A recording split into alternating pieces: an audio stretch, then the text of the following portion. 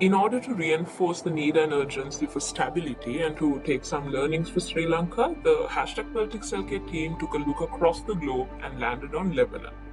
The 4-year timeline of events in Lebanon is an eye-opener as to the very real and practical scenarios, some good, some not so good, that Sri Lanka will have to encounter if we cannot fundamentally address and agree on the need for stability. So here we go. What can Sri Lanka learn from the Lebanon revolution?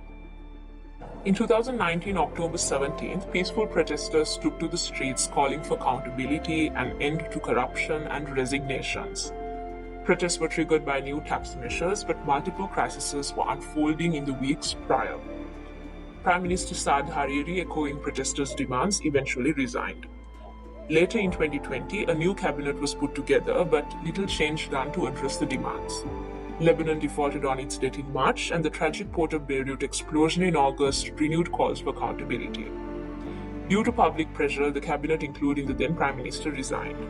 Then in 2021, after failing to form a government for 8 months, Prime Minister-designate Saad Hariri resigned.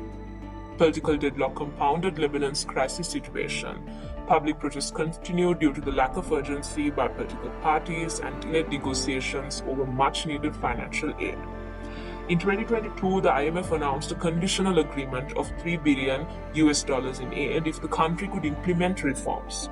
Elections were held in May, but parties were unable to form a stable governing majority in parliament. New Prime Minister Najib Mikati has urged politicians to set aside differences and help secure an IMF deal.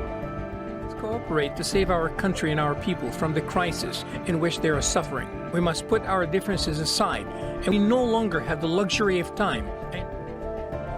So, what are the learnings Sri Lanka can take from Lebanon's political landscape and civil movement?